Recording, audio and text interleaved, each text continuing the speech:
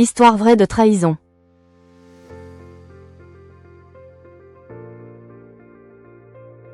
Bonjour à toi, mon ami, et bienvenue.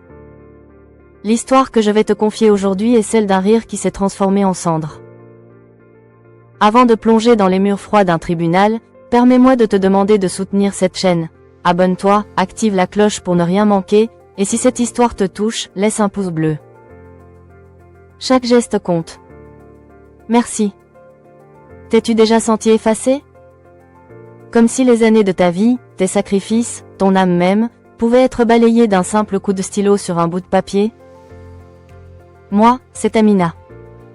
Et ce jour-là, dans la salle d'audience numéro 3 du tribunal d'Abidjan, j'étais cette femme effacée. En face de moi, mon mari, David, riait. Ce n'était pas un petit rire nerveux. Non. C'était un rire gras, triomphant, un rire qui disait « J'ai gagné, tu n'es plus rien ». Il riait en paraphant chaque page du contrat de divorce que son avocat hors de prix avait rédigé. Un contrat qui me laissait avec une pension de pitié et des souvenirs. À lui, il laissait tout. L'empire de textile que nous avions bâti ensemble, la villa d'architecte à Cocody, les voitures allemandes, la reconnaissance sociale. Il me jetait comme on jette un vieux pagne usé. Je me souvenais de nos débuts, 20 ans plus tôt. J'étais une petite vendeuse de tissus au marché de Trècheville. Mon stand était modeste, mais mes wax hollandais étaient les plus beaux.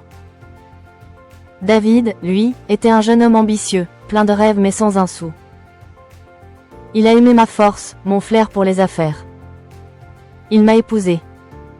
Nous avons travaillé main dans la main. Mon petit stand est devenu une boutique, puis une société d'import-export, puis un empire. L'empire Vlisco, comme il l'appelait. Mais plus l'empire grandissait, plus je rapetissais à ses yeux. J'étais devenue la gardienne de la tradition, la femme un peu trop africaine, un peu trop simple pour ses dîners mondains. Il voulait une femme moderne, une potiche qui sourit sur Instagram. Il l'avait trouvée, une jeune femme de 25 ans, belle, creuse, et déjà enceinte. Le divorce était, selon ses propres mots, une simple formalité pour nettoyer le passé. Et ce jour-là, au tribunal, il nettoyait. Son rire était le bruit de la balayette qui me poussait hors de sa vie. Mon avocate, une jeune femme commise d'office, me lançait des regards désolés. La partie était perdue d'avance. Et voilà, a lancé David en jetant le stylo sur la table. C'est signé, enfin libre. Il m'a regardé avec un air de pitié. Ne t'en fais pas, ma petite Amina, tu t'en sortiras. Le juge, un homme d'un certain âge au visage là, a pris les documents. Il a ajusté ses lunettes. Bien. Tout semble en ordre. Avant de prononcer le jugement, une dernière question. Madame Amina, avez-vous quelque chose à ajouter? C'était le moment. Le moment que j'attendais depuis des mois. J'ai senti le calme des ancêtres m'envahir.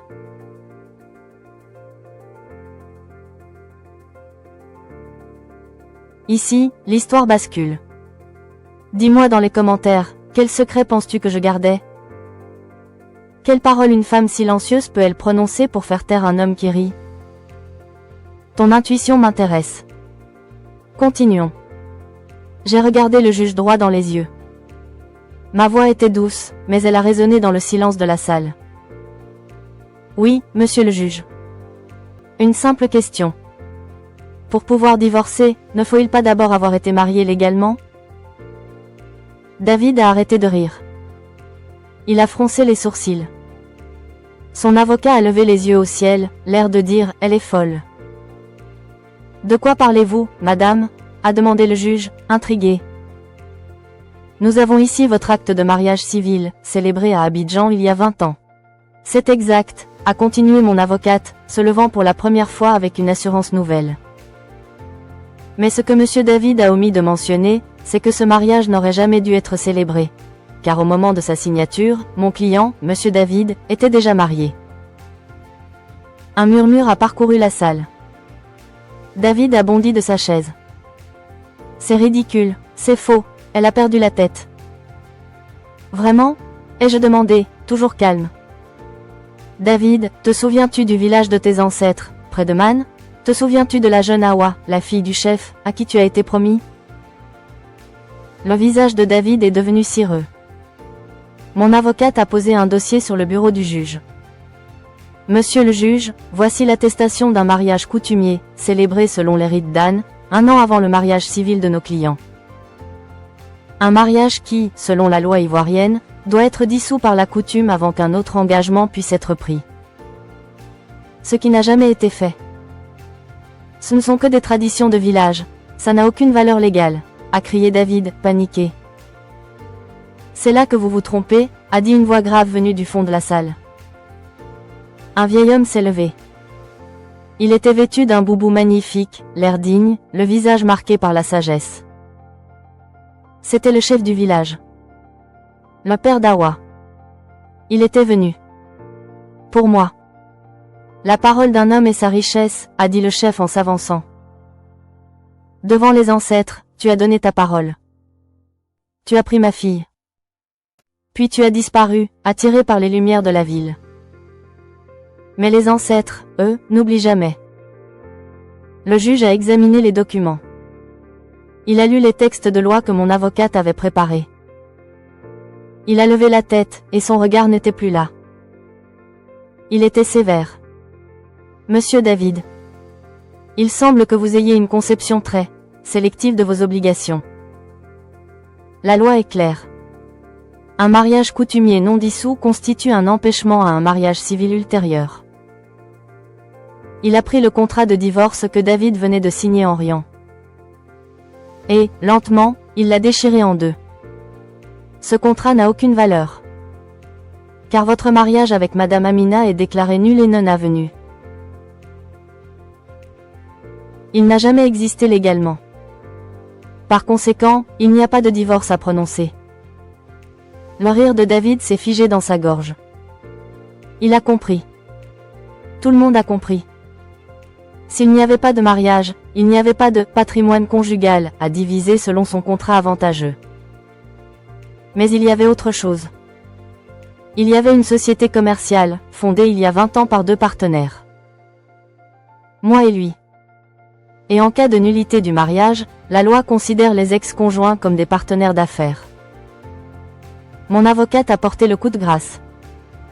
Monsieur le juge, étant donné la nullité du mariage, nous allons donc engager une procédure de liquidation de la société en participation qui a lié nos deux clients pendant 20 ans. Ma cliente, Madame Amina, ayant apporté le fonds de commerce initial, réclame 50 PER 100 des actifs de l'Empire Vlisco. 50%. Pas une pension. La moitié de tout. Le visage de David s'est décomposé. Le rire avait laissé place à une expression d'horreur absolue. Il venait de perdre bien plus qu'un divorce. Il venait de perdre la moitié de sa fortune. Tout ça parce qu'il avait méprisé les traditions de village. J'ai regardé le vieil homme, le chef. Il m'a fait un léger signe de tête. La justice des ancêtres avait été rendue. Dans un tribunal moderne. Je me suis levé. J'ai lissé mon pagne. Et sans un regard pour l'homme qui venait de s'effondrer sur sa chaise, j'ai quitté la salle d'audience. Je n'étais plus la femme effacée. J'étais Amina, la femme d'affaires. Et je n'avais plus besoin de rire. J'étais en paix.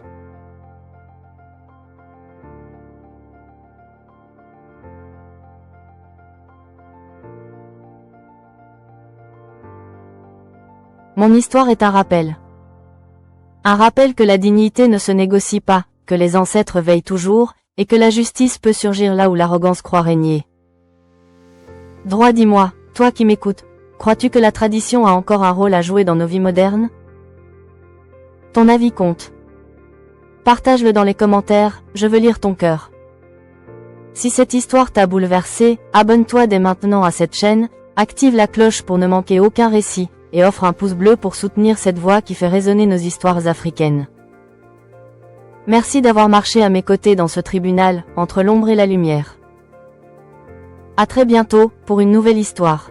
Là où les cendres du passé nourrissent toujours la flamme de demain.